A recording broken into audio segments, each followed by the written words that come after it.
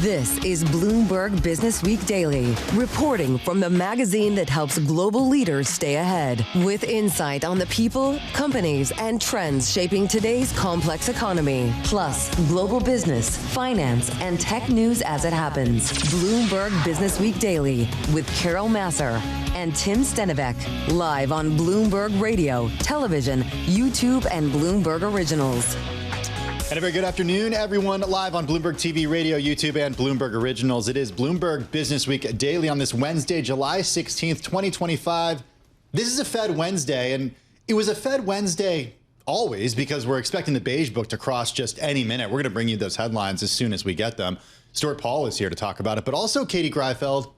A Fed Wednesday because of everything happening at the White House and reports out of Washington about the fate of Jay Powell. Yeah, a lot of back and forth here. I have to say I had to leave the building at about 11 for an hour. Okay. And in the time that I was out, when I left, apparently he was considering firing Jerome Powell soon.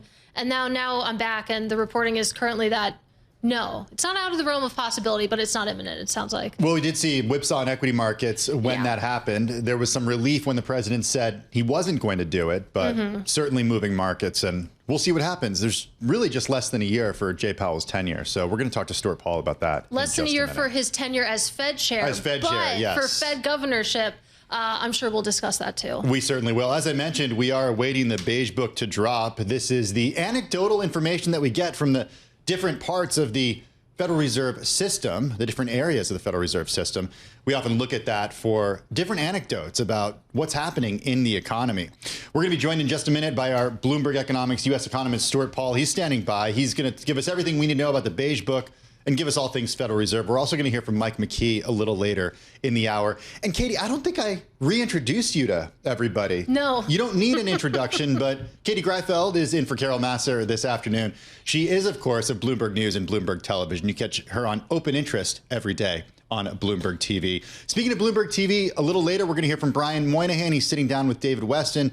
This on a record quarter for Bank of America when it comes to trading. Absolutely looking forward to that. We're in the thick of bank earnings. It seems like trading revenue has been popping off, especially for Goldman Sachs. This will be interesting to get the readout from the C-suite at Bank of America as well. It looks like we're getting a little bit of trickling headlines from that Beige book. Apparently, activity increased slightly from May to July. This, of course, coming from the Beige book survey of U.S. economic conditions. Okay. Stuart Paul is a Bloomberg News US Economist. He joins us here in the Bloomberg Businessweek studio. Stuart, we're going to wait for more of these headlines to come in. And, you know, we were planning to talk to you when we booked you about the Beige book. But I want to start with everything happening in Washington, D.C. when it comes to the Federal Reserve, because we got a bit of mixed information from different sources about the fate of Jay Powell. We saw markets react, of course, as potentially they would react if he were to step down or be forced out of that role. From an economics perspective, how do you look at what's happening to Fed Chair Jay Powell? Well, it's unfortunate because, as we know, there is no such thing as a free lunch, but the closest thing that we have to a free lunch in economics is a politically independent central bank. Going back to research from the late 1980s by Larry Summers, friend of Bloomberg TV, we know that independent central banks tend to deliver lower, more stable inflation with very little cost in terms of foregone GDP growth. Speaking of GDP growth, as Katie mentioned from the Beige book, reading from the PDF here, economic activity increased slightly from late May through early June. Now, when we break it down and look at the 12 different Federal Reserve districts, 5 reported slight or modest gains, 5 had flat activity, and the remaining 2 districts noted modest declines in activity. Rotating to the labor market, employment increased very slightly overall. Now, something to keep in mind is that when we're digesting labor market data, some folks might have breathed a sigh of relief because the unemployment rate ticked down. But as we're hearing from this soft data, employment's increasing just very slightly. And it's concentrated in just a few districts. Part of the reason the unemployment rate is ticking down is because there's relatively less labor supply. So we're starting to see some of the details of the hard data matching up with the somewhat softer soft data that we're getting from the Beige book right now. Exactly. That's why we like to look at the Beige book for that anecdata, for that color, helps to fill in some of the hard data here. I just want to talk about Jerome Powell a little bit more because you read into what President Trump told reporters on Wednesday. He said, no, we're not planning on doing anything. I don't rule out anything, but I think it's highly unlikely unless he has to leave for fraud. So we know that there's been a kerfuffle over the renovations with the Federal Reserve. It feels like perhaps the president is leaving that door open. It does look that way. The thing to keep in mind, though, I think, is that a lot of the discussion about renovations, a lot of this idea about fraud is really just red herring. It's an attempt to find a cause that gives the president the statutory authority to remove the Fed chairman from office. What he really wants is lower interest rates. What he really wants is lower debt service costs. But the thing is, if he were to attempt to remove the Fed chairman, markets would start to feel that acid reflux. They would start, as we saw with interest rates, 10-year selling off on this, temporary news, the flash headlines that the president was considering firing Powell. It's very likely, actually, the case that if the Fed chairman were to be fired so that he could be replaced with someone to deliver the president's preferred lower interest rates, debt servicing costs would actually rise as the term structure steepens. It's the exact opposite of what he says he wants. Well, let's take a listen to what President Trump said earlier today. This was in the Oval Office. We were airing it live. He was along with Crown Prince and Prime Minister of the Kingdom of Bahrain. This is on Fed Chair Jay Powell. He's not doing the right job. We should be saving $1 trillion a year in interest. When he talks about costs, we should be saving, think of it, $1 trillion a year. Add that with the tariffs and everything else. But he just doesn't want to. He's a knucklehead. The president calling the Fed chair a knucklehead. We should remind everybody that the president was the person during his first term who nominated Fed Chair Jay Powell for his first term. He was then reappointed and confirmed during President Biden's administration. What do you make of that $1 trillion figure? Is that on your radar at all? Well, it's just completely off. It's if you were to install a Fed chairman who has the objective, the stated objective of essentially monetizing the national debt, as it sounds like the president wants to do, as he calls the current Fed chairman a numbskull or a knucklehead or a total stiff, as that happens, bond investors need to account for additional inflation compensation, higher average expected inflation rates over the entire rest of the term structure. So you would see maybe some rate cuts additionally priced in. You might even see lower 2-year bond yields. But if you think it was a little bit jarring to see the 30-year breach 5% just yesterday, now 5.06 or wherever it is, we would definitely see the 10-year shooting back up above 5%. So you would see just a total rejection of that idea. The actual debt servicing costs would not come down by any trillions of dollars. Could you build a case for cutting rates here, though? You think about inflation. We got CPI yesterday. That was exactly in line. You got PPI this morning, unchanged on the monthly figure. We haven't quite seen the labor market weakness, but there have been some anecdata to suggest that maybe that's coming down the pike. I mean, you add it all together, could you build that case? I think that the simplest case for cutting rates right now is that basically rates are currently where they were when we had nominal GDP growth of about 6 to 7%. Right? Nominal GDP growth being the dollar value of the economic activity in a year. And currently we're running at a nominal GDP growth rate of about half that, the bulk of which is inflation. So should rates be as restrictive when there was twice as much economic activity and growth in economic activity? And frankly, you would get people on the committee, including folks like Chris Waller and Mickey Bowman, who'd say, no, we could start delivering rate cuts perhaps as soon as July. But when you see anecdata from the Beige book today, where the most pervasive and the most concentrated set of answers in that anecdata is that around the country, you're seeing relatively hot price increases. You're seeing 7 of the 12 Federal Reserve districts saying price growth is at least moderate, 5 saying it's modest, mostly similar to the previous report. It's not like we're seeing any softening of price pressures. You still have those pipeline price pressures. We're not seeing softening, but we're not seeing the price pressures go up or prices go up like many economists thought 3 months ago they would as a result of tariffs. Why is that? So we're starting to see some offsets, right? So some softening of shelter costs, you see some drag from airfares, But the things that are touched most acutely and most precisely by tariffs, things like appliances, home furnishings, clothing, those are seeing rising, in fact, accelerating prices. Is that because they're a smaller part of our economy? We're a services economy, so we're not necessarily seeing the impact of these increase of prices of goods in the headline numbers? That's part of it. But the Fed is still looking to prevent inflation expectations from becoming unanchored. A lot of the goods are things that we interact with very regularly. We interact with the grocery store very regularly. It's a notable development when you have to replace an appliance and you realize it's going to cost twice as much as you expected. Mm-hmm. Those are things that weigh heavily on Americans. So even though it's the case that, yes, rent accounts for a larger share of their total spend than something like appliances, a lot of the time your rent is just deducted from your checking account. It resets every couple years when you sign a new lease. For homeowners, it's the sort of thing that's very stable over a 30-year mortgage.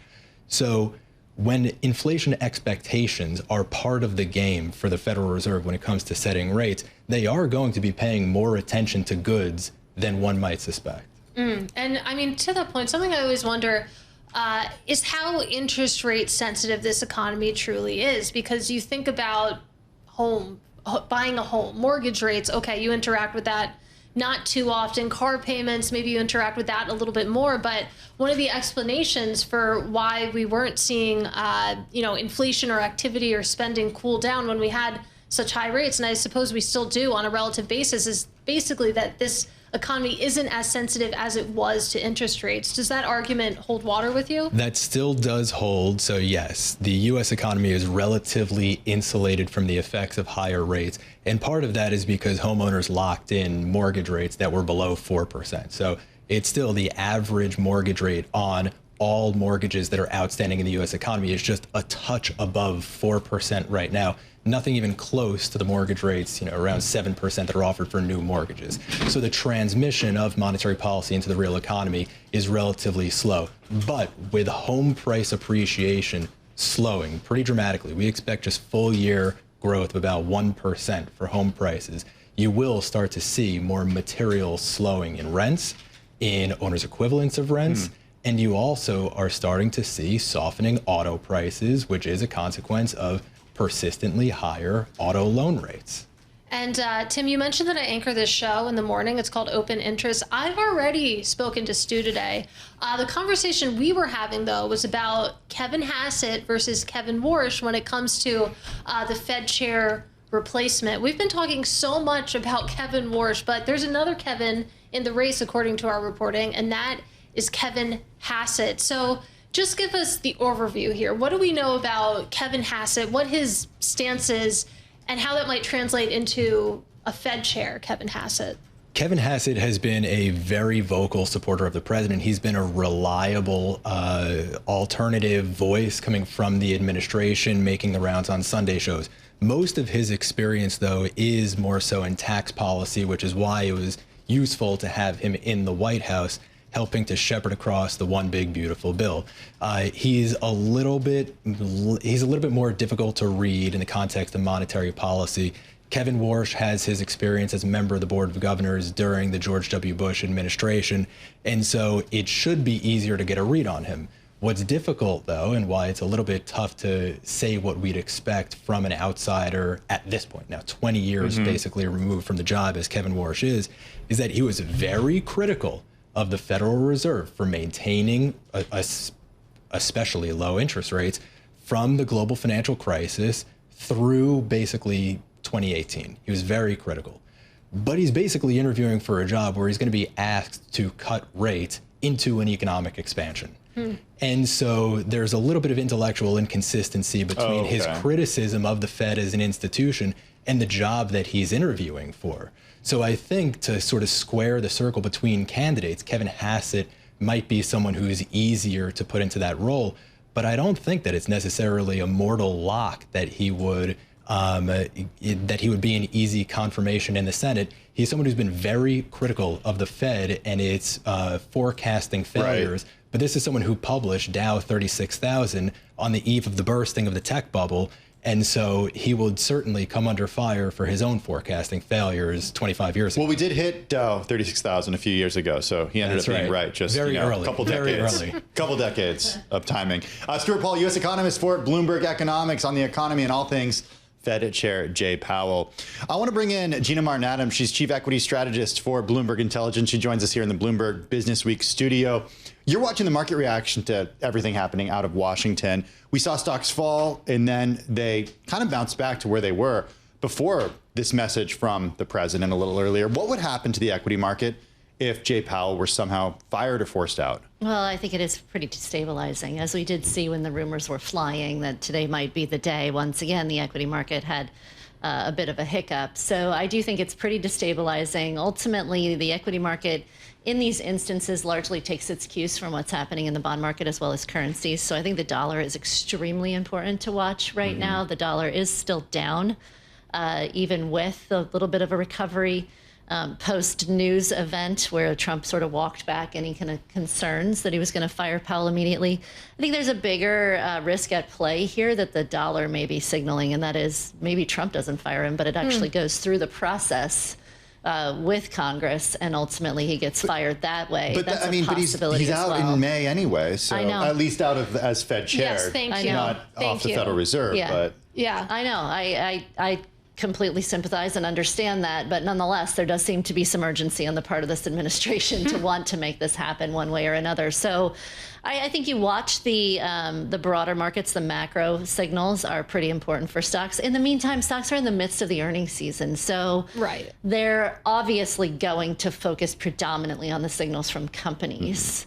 And then to the degree that this is impactful, it impacts stocks through those other asset prices that do have an impact on valuations. Well, just to point on what we saw, the market reaction to some of those headlines. Anna Wong over at Bloomberg Economics writing, we think Trump is testing the waters to see whether he can fire Powell. The sharp market reaction appears to have convinced him to pull back on the firing rhetoric for now. So we'll watch that space. But when it comes to earnings, let's talk a little bit about what we saw so far. It's mainly been the big banks, but the reaction to Wells Fargo yesterday, I believe they cut their guidance, to BlackRock missing their estimates when it came to inflows, it was punishing. Yes. And you think about the sentiment in the market right now, is that what we should expect, that misses will be much more punished than maybe they have been? Yeah, and I think you said the key term, and that is guidance. So misses to the outlook are especially important because the market is priced to assume a beat to the current,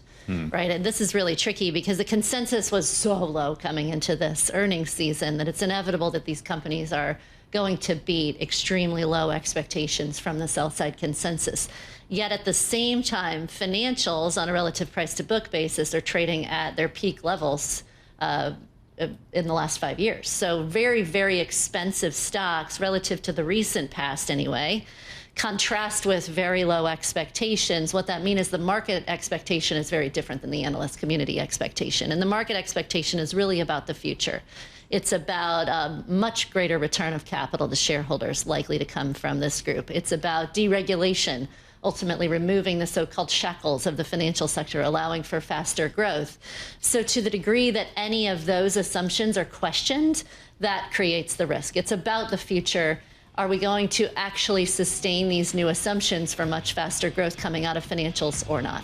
Gina Martin-Adams, chief equity strategist for Bloomberg Intelligence, joining us here in the Bloomberg Businessweek studio. Gina mentioning banks, talking about banks. Coming up next, an interview with Bank of America Chairman and CEO Brian Moynihan. That's next on Bloomberg Businessweek Daily.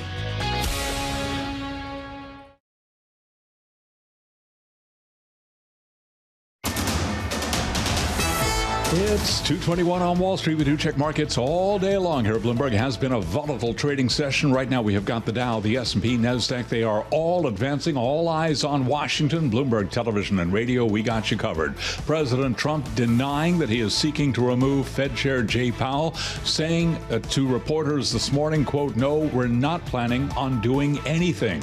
Stocks initially sold off, rebounded. Right now we have got the Dow, the S&P, NASDAQ in the green. Should point out that the NASDAQ NASDAQ 100 index does, however, remain lower. So here's where we stand. S&P up 8 right now, 62.51. At one point this morning, we saw the S&P dip to as low as 62.01. You'll recall that yesterday, trading at a record 6,300 on the S&P. Right now, up 0.1%. The Dow up 115, up 0.3%.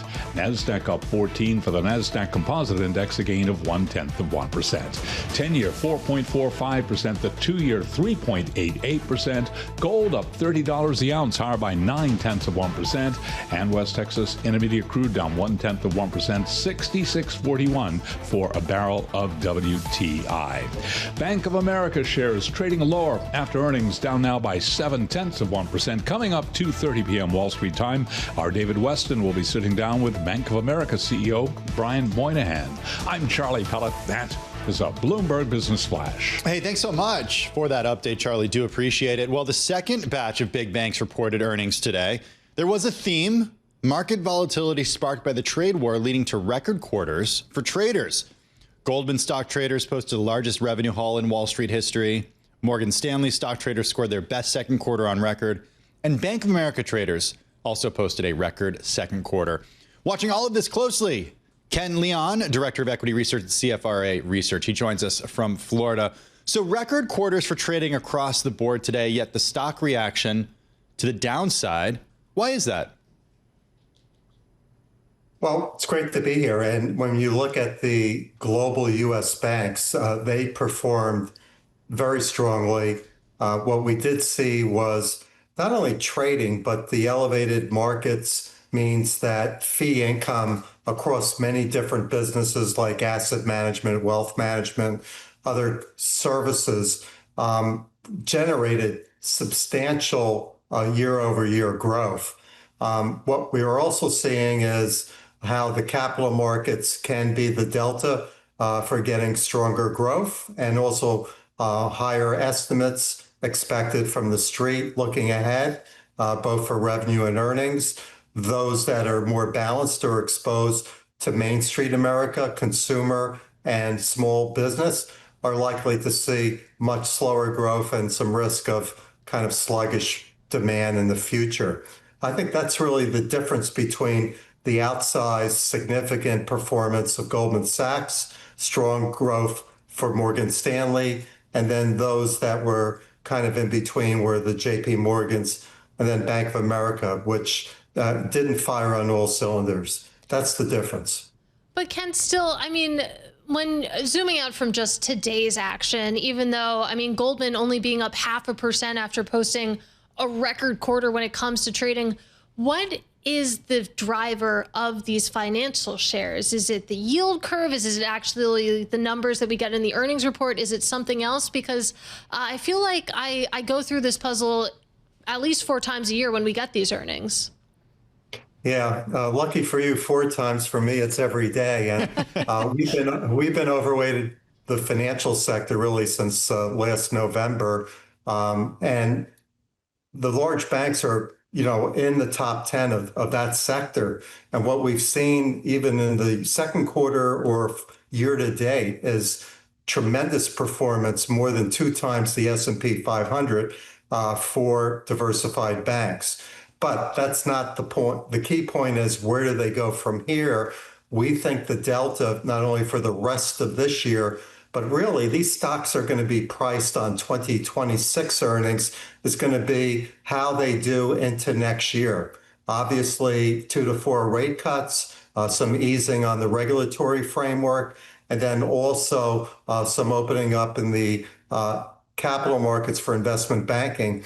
That's going to help these banks. When you look at them, in terms of PE multiples, or what Gina was talking about, the overall market, they have to earn into these valuations or multiples. When we look at more conservative metrics, which a lot of bank analysts look at, because they're a conservative lot, such as price to net tangible book value, they're pretty expensive. But I think it's earnings growth and what that does in terms of confidence that they can still have upside over the next year or two. That's the key. Ken, I'd be remiss if we didn't ask you about the drama with regard to Fed Chair Jay Powell. The reports emerging early today that he would be fired by the president, and the president was seriously considering doing that. We saw a market reaction from the equity side and from the fixed income side. And then just a little later in the morning, we heard from the president, who denied that he would do that imminently. Yet there are certainly concerns about the way that the president feels about the Fed chair. We all know that. What would it mean for banks if this were to happen? Would it mean anything? So I'm a global director, and I look at markets all over the world. And also when you look at the bond market and really the 10 and 30-year Treasury, the Fed really matters. Its independence, the respect and responsibility of its two mandates for inflation and full employment. I just think this is color or drama. Jay Powell is highly regarded. And the other issue, of course, is when his term is up next year, likely probably to retire, but he could stay on for a few more years as a governor. Okay, so what would happen, though, if he were forced out? I don't see that scenario. You really don't? But at the end of the day, even if they were to find some potential, look, the president has targeted the handling of the Fed renovation. What if there's something there and he can push him out through that? So President Trump's going to get a dovish Fed chairman in part. Nobody's really hawkish today. The data will suggest possibly a slower U.S. economy rest of this year, which is why we're much more positive on the delta of the capital markets, not Main Street America, to help large banks' earnings. So we're just going to have to see. But, overall, Fed's going to be independent. And, of course, we're going to get rate cuts either way. I have a thought as to what would happen to the banks if Jerome Powell were forced out. You would see a lot of volatility, and the banks would probably trade it, Ken. And that brings me back to all of these trading records that we saw, at least for Goldman, and then these bumper quarters that the other big banks put up. Of course, we know what happened in April. We had Liberation Day at the start of the month, and then we had the walk back. And it seems like that was a big boost for these banks. And the question that comes about is, how sustainable is that? When you think about all of this revenue that's being made in training, how sustainable is that? It's not the trading. You really need to focus on financial sponsors, which are the large private equity firms. They're sitting on $2 trillion of companies they own, they have to monetize in some way, and also afford the investment bankers to get that job done. That's where I would really look as a delta that we haven't seen really in the numbers and size as it relates to mergers and acquisitions, equity underwriting, or other forms of transactions. Look to lower rates, making it more appealing to valuation for both public and private transactions. That's going to be a bonanza for the large banks. Ken Leon, Director of Equity Research at CFRA. Thanks so much, Ken. Good to see you this afternoon. As we mentioned, Bank of America traders posted a record second quarter as the company reaped the benefits of volatile markets and net interest income top analyst estimates. For more, we sent things on over to David Westin. He's standing by with Bank of America Chair and CEO Brian Moynihan. Hey, David. Thanks so much, Tim. For our Bloomberg audiences worldwide, this is Bloomberg. I'm David Westin, and this is Brian Moynihan, who's the Chair CEO of Bank of America. Brian, thank you so much for being back with us. Really appreciate it on this busy day for you. Oh, it's great to be here, David. Good to see you again. So let me start with one of the favorite questions I have for you, because you at Bank of America have a window into so much of America, consumers and businesses of all sizes. You sort of have a sense of where the pulse of America is. There's been a lot of changes announced and talked about in Washington. Do you see from your customers much reaction to that, either to the talk of tariffs or the one big beautiful bill? Do consumers or businesses, are they changing their plans because of that? So if you look on the consumer side, in our 70 million consumers who engage with the economy every day, and they send through their accounts and spend the cash and everything, about $5 trillion a year. That grew up 4% plus. The second quarter 25 or the second quarter 24.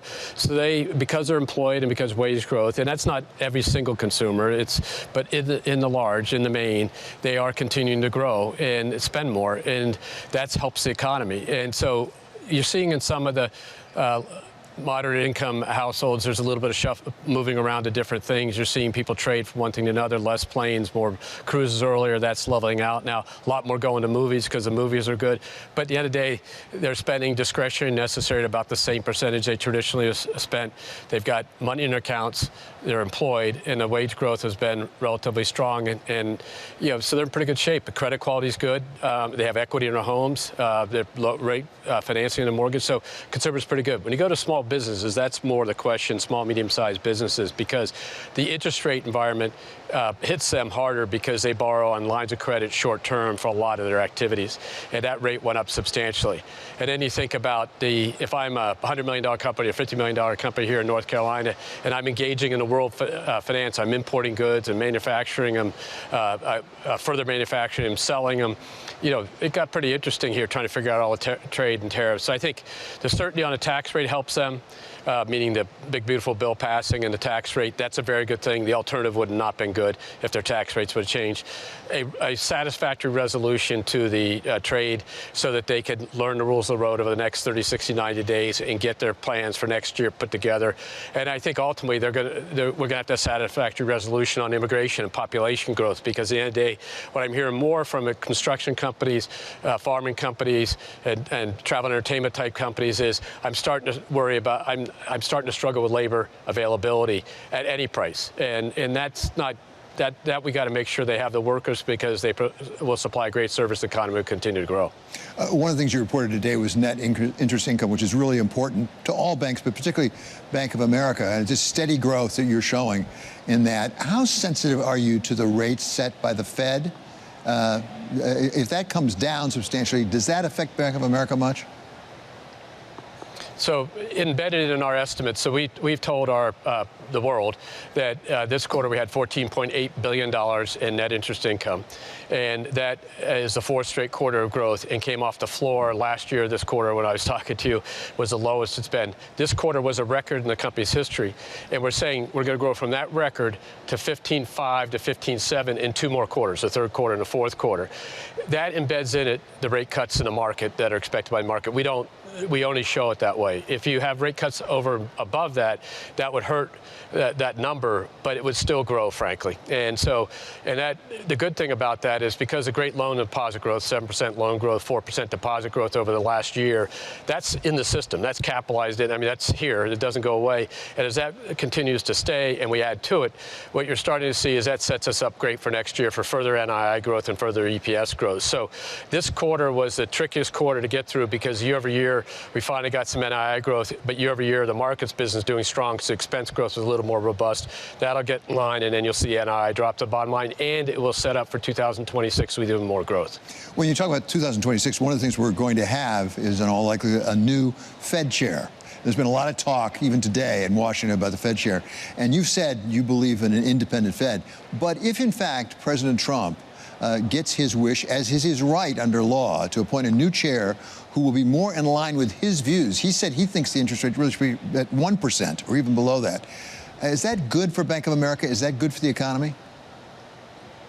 Well, let me make two things. One is, you're absolutely right. In May of next year, the term of the current Fed chair ends after being reappointed, and it's the right of the elected president to appoint the next successor and go through Congress. And I think in that dialogue around that, there'll be a lot of dialogue about, okay, how do you set interest rates? What do you think about interest rates? Because the Fed is an independent agency, and they're meant to be outside the purview of the executive and the Congress. They are called to task, and they're monitored, and they're reviewed, and all the things. But the reality was it's set up to be independent, so that our central bank in America was independent. So I think no matter who gets in, they're going to look at it and have to look at the facts and make a decision, because if you drop rates too far, inflation may kick up, and then you're going to have to raise them back quickly. On the other hand, if you think the prior Fed has been slow to lower rates, you might lower them faster. Our team believes that the Fed will lower rates in the second half of next year by 100 basis points. No change until then, because inflation is still going through the system. That brings the Fed funds rate down closer to 3, which they think is is probably more of a long-term rate, and frankly is more similar to what we had for most of American history. What's been unusual is the period after global financial crisis, a very low interest rate structure. That is really not a good place to be, honestly. We'd rather have a higher interest rate structure, a little more inflation, a little more robust economic growth. So I think everybody has to be a little careful about keeping that engine going, because if this engine fails, the whole world fails. You also reported increased loans from Bank of America, which is good news for you. Tell us about your competition for that. We now have private credit really coming into that area substantially. There's talk that maybe that would be peaking. Is that the way you see it? Well, I think that so if you think about all our loans, $1 trillion of loans, say half from the consumer, and so there's not, that competition's always been there. Half of what goes on for consumer lending goes on outside the regulated banking industry. That's been true for a long period of time. We saw growth across all the segments. We feel very good about that. We go to commercial, the private credit affects sort of the leverage finance and some of the areas, and it's been an effective competitor. It's grown. I think we in the industry and we in the company, Bank of America, have come back with a way of operating we think is consistent with our credit quality, consistent with who our customers, and will also deliver a competitive product. And we grew commercial loans, leave aside the market-based business, we grew commercial loans, I think 7-8%, excluding the CRE office that we are running down still, in the middle market, which is as strong as anybody, and we feel very good about the credit quality of those loans. But more importantly, we feel good about the 30, 50, 70-year corporate relationships we have. And if they want a different kind of financing, we'll bring it and take it to the market for them like we've always done. You also had a great quarter in terms of trading. Give us a sense about where you're going with your trading activities and your investment bank. In the past, you've added more balance sheet strength to that. You've come up in that. Do you plan to keep doing more of that? Yeah, and so Jim DeMar and the global markets business, which is the trading business, as you call it, they are up 15% year over year. Both fixed income and equities were up. And he has had 13 straight quarters, I think it is, of year-over-year quarterly comparison growth. And so there's some ebb and flows in that business. But this quarter started off a little interesting with Liberation Day, and I think the first 4 of the biggest days ever in equity stock trading occurred in the first week of April or something like that. So it was a pretty wild time. But over the course of the quarter, it got more stable, and they made it. We have given him more capital and more balance sheet, him and the team, more importantly. And that team, under his guidance, has delivered on it, is getting a good return on it. And we have lots of capital. If he can put it to work, there'll be more of it. The trick is he's also got to use it efficiently and get that return on tangible common equity, return on allocated capital straight. When you go to investment banking, look, April was kind of quiet, especially on the M&A side for us. It came back, and you saw us, as recently as 3 or 4 weeks ago, we thought we'd do $1.2 billion. We did $1.4 billion. And with pipelines full, Matthew Coder and the team are out there driving at it. We lost some deals to other people in the M&A. We were on the wrong side of the trade. That happens. But the reality is what really changed over the course of the months was the financing side kicked in. And that's 3/4 of our revenue, and that was good. And that's why the revenue came up. And that team does a good job, and there's lots of places to grow. That is going to be much more dependent upon the IPO markets being open, the M&A markets, the M&A taking place. And I think with stability, again, back to the tax bill, some trade stability, and then, frankly, deregulation, you're going to see, I think, that activity keep kicking in as we move through 2025 into 26, which will be good for the economy because it creates a lot of activity, investment, changes in businesses, and all those things that we expect to see.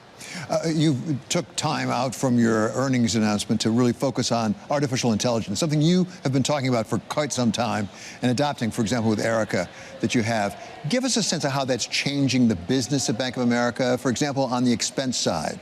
Does it really lead to saving some costs? So in the end of the day, the artificial intelligence, as we know it, is an extension of a series of technology capabilities that allow us to take work and have machines do the work and people and enhance the people's ability to do more work and do more things and spend more time on things that aren't capable of going through that. AI just gives you a different sort of a different attack surface, for lack of a better term. In the past, we had 300,000 people 15 years ago in our company. Today, we have 212,000 people. The company's bigger, complex, more transactions. From that time, our digital logins were probably, 10, 20 million a quarter, and we felt good about it. They were several billion, they're a billion a month, just to give you a sense. So think of all the investment to do that. But that digitization was customers doing things on their own at 10 o'clock at night and 7 o'clock in the morning, and that allowed us to save our time for our people to go out and help customers solve difficult problems.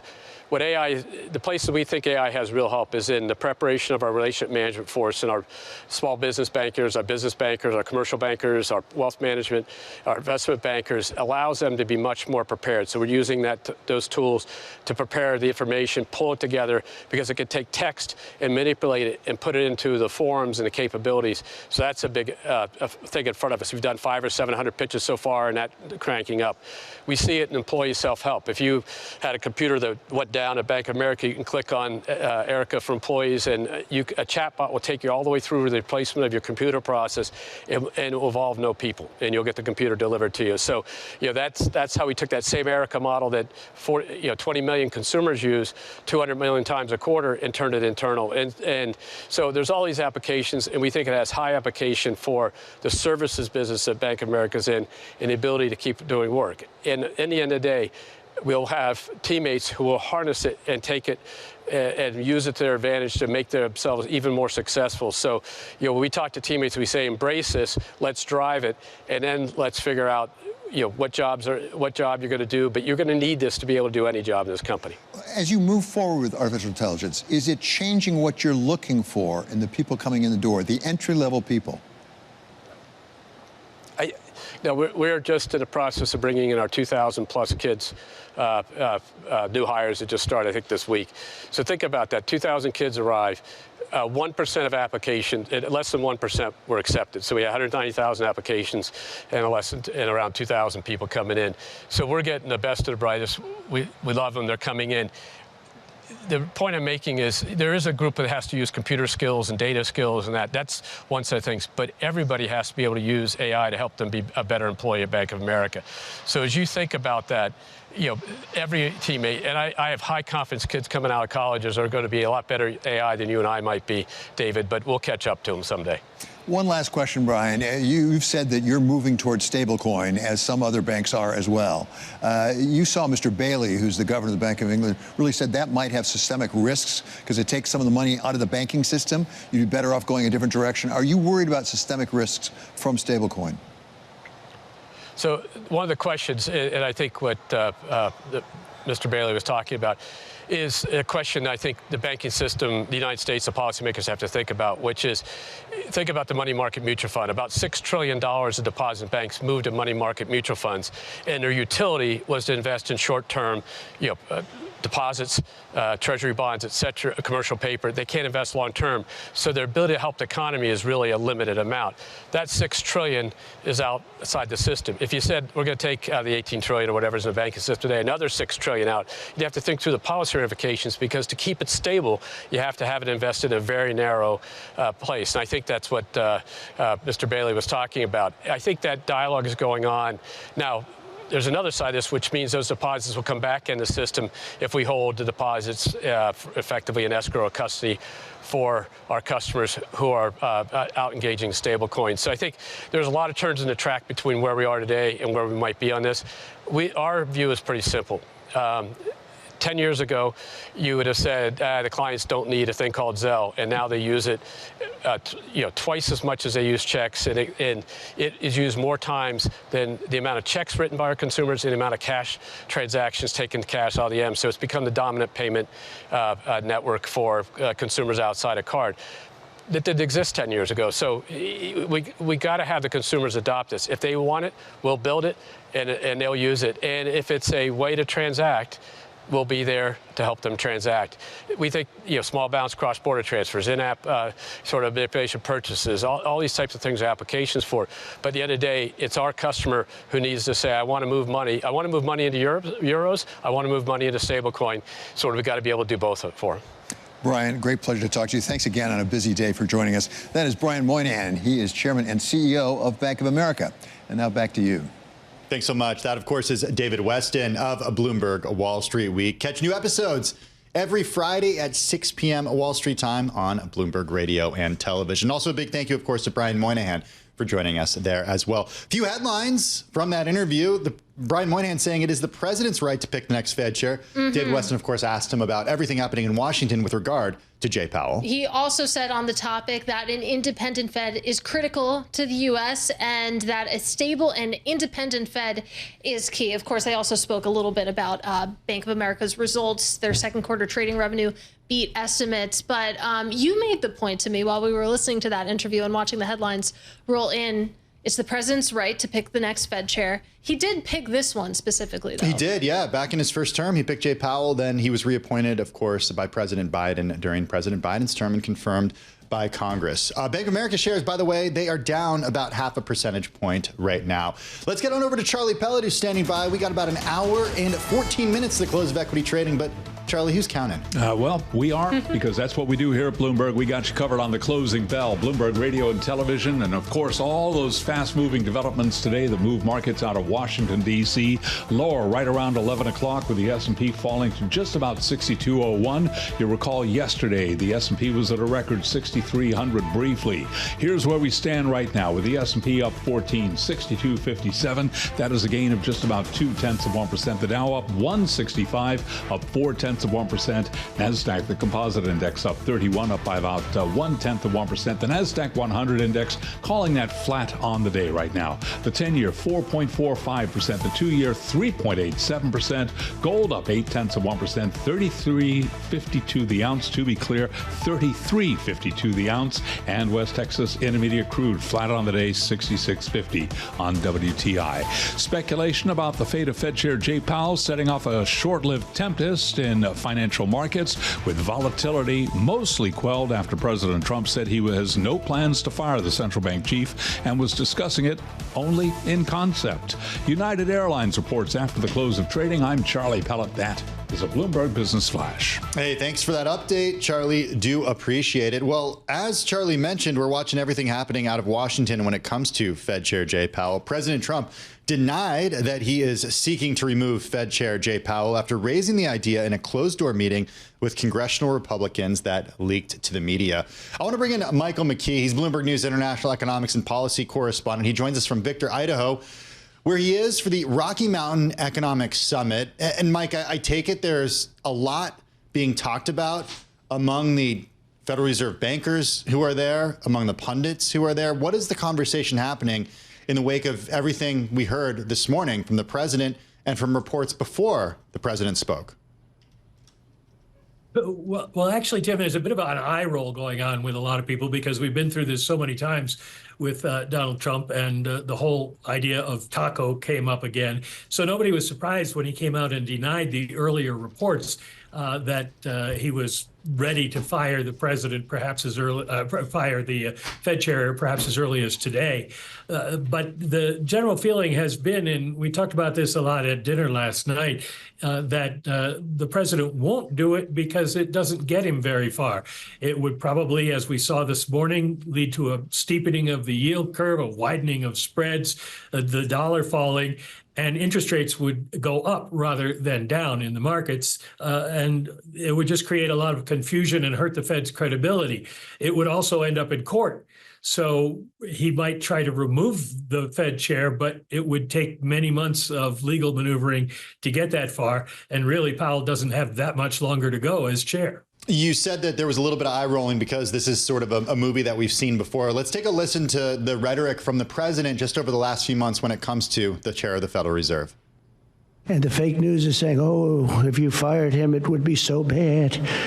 It would be so bad. I don't know why it would be so bad. So we have a stupid person, frankly, at the Fed. I call him Too Late Powell because he's always too late. I know within 3 or 4 people who I'm going to pick. I mean, he goes out pretty soon, fortunately, because I think he's terrible. I'd love him to resign if he wanted to. He's done a lousy job. Jerome Powell's been very bad for our country. We should have the lowest interest rate on earth, and we don't. He just refuses to do it, and yet he's spending $2.5 billion rebuilding the Fed. He's a terrible Fed chair. I was surprised he was appointed. We're not planning on doing anything. We're very concerned. That was President Trump over the last few months, his rhetoric around Fed Chair Jay Powell. It's in chronological order, and I want to point people to the part just before the last soundbite where he said he's spending $2.5 billion rebuilding the Fed. Mike, is there any there with this new line of attack when it comes to this renovation? Well, there are questions about why the renovation has gone up from $1.7 billion to $2.5 billion. And I suppose those are things that could be investigated, and Powell has asked the Fed's Inspector General to look into it. The Fed's response so far has been that these plans were approved in 2021, and obviously right after that we had a big inflation, and so the costs of everything have gone up. They have also argued that a lot of things that the administration is focused on, or some of the administration officials who've tweeted about it are focused on, are things that are actually not in the final plans. And so it doesn't appear that there's a lot there. Is it enough for cause to fire a Fed governor? That would be up for the courts to decide. And as I said, that would take some time. So I don't know that that's a big deal. In that string of Trump quotes, I would also point to the one where Trump said, "I was surprised he was appointed." Well, Trump appointed him as chair. Yeah, good reminder. Tim is eager to make that point. He did also express surprise that Biden renominated him, President Biden. I do want to get your thoughts, Mike McKee, on the idea that, okay, his term as Fed chair ends in May 2026. We know that. We also know that his term as Fed governor doesn't end until January 2028. We had Treasury Secretary Scott Bessent join Bloomberg Television yesterday, and he said that would be very confusing for markets if Powell did stay on as a governor until January 2028. What does the precedent look like there? Well, there really isn't a precedent. The closest you can get is back in 1951, the Treasury-Fed Accord, where the Treasury Department and the Fed agreed that Treasury would handle fiscal policy and the Fed would handle monetary policy. And the Fed chairman at the time stepped down. President Truman appointed a new chair, but the old chair stayed on for a couple of years as a governor. But it wasn't a matter of standing up to the administration at the time. He was actually asked to do that, to lend his experience. In this case, this would be a completely unusual situation. The only close analogy I could come up with would be Paul Volcker, who faced a rebellion among his fellow board governors, and the Reagan White House told him, "We think this means you need to go." And he did resign, but it was a kind of different situation than we have right now. So this would be, as Scott Bessent said, a completely confusing mess for the markets, particularly if the president appointed someone he's seen as a toady to him that would just try to lower interest rates regardless of economic conditions.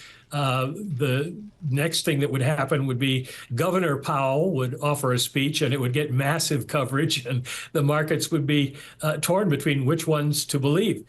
It's also, and this is important, Tim and Katie, to realize that the Open Market Committee that sets interest rates selects its own chairman of that committee, and it doesn't have to be the Fed board chairman. So the president could appoint Kevin Hassett as the Fed board chair, and the Open Market Committee could just keep Jay Powell as its chair. And so interest rates wouldn't be any different than they are right now. All right, Michael McKee, we're going to have to leave it there. Michael McKee, Bloomberg News international economics and policy correspondent. He's out there in Victor, Idaho. Tomorrow, he's going to be speaking to San Francisco Fed President Mary Daly, so be sure to tune in to that. I'm Tim Stenovec, along with Katie Griefeld. Let's take a look at some stocks on the move today. We're joined by Bloomberg News equities reporter Alexandra Semenova. Alex, what's got your attention today? Hey guys, well, it was a really difficult time for most investors back in April through the tariff volatility, but it was a fantastic time if you were a trader at Goldman Sachs. The firm's equities unit posted its largest trading revenue haul in Wall Street history. Most people thought it would be good, but not this good. Equity trading revenue for the second quarter came in at $4.3 billion. That's $600 million above what Wall Street analysts expected. That also helped push profit expectations for the period. And trading desks across Wall Street benefited from the volatility, but actually surprisingly for the quarter, Morgan Stanley, Bank of America, and JP Morgan's actually slipped a little bit. Goldman has been trying to build out its trading business. It's Wall Street's most profitable, to compete with the likes of Morgan Stanley and market makers like Jane Street and Citadel. And obviously this quarter is a testament that that effort has been successful. The stock is up just a bit today, 0.5%, but it's up 22% this year through yesterday's close. Yeah, tough crowd, right? When it comes to Goldman, you post a record trading.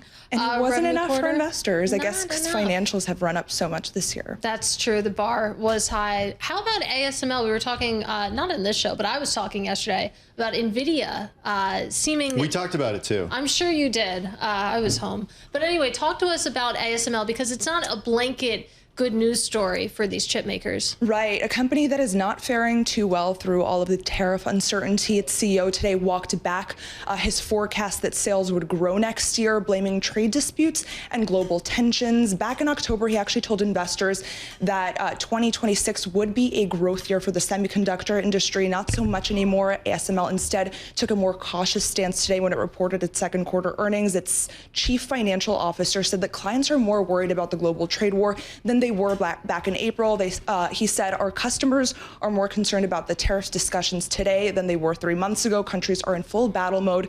Again, ASML forecasts third quarter net sales between 7.4 billion euros and 7.9 billion euros. That was below the forecast of 8.2 billion. It expects revenue of 15% growth for the next year. Okay, in the U.S., the ADRs are ASML U.S. down 8.3% right now. Out in Europe, in Amsterdam, down 11.4% on the day. So quite the hit. Tough day for them. All right, Johnson & Johnson, a little bit of green there. Yeah, so interesting how differently these companies have been navigating all of this. Johnson & Johnson, a company that is faring much better. It beat Wall Street quarterly sales expectations and raised its full-year outlook. Obviously, what companies are saying about their outlooks is so important this earnings season. This is also a show of confidence at a time that the pharmaceutical industry faces the threat of tariffs.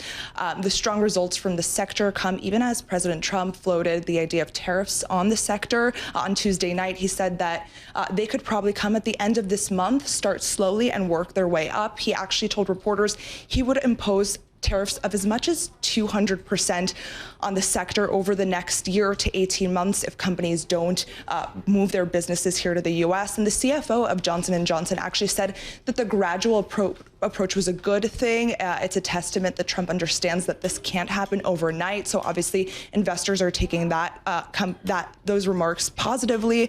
Mizuho also said that a notable takeaway is the increase in guidance in the face of so much regulatory and policy uncertainty.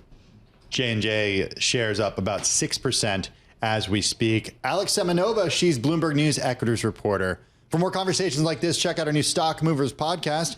You can subscribe for 5-minute episodes on the biggest winners and losers in the stock market. Check out Stock Movers on Apple, Spotify, or anywhere you get your podcasts. Katie Griefeld, you have been here since the wee hours of the morning, so but you get to leave. This was one of the better hours, I have to say. Oh, it's so nice. It was fun. Come back. Hang out with us again. Maybe.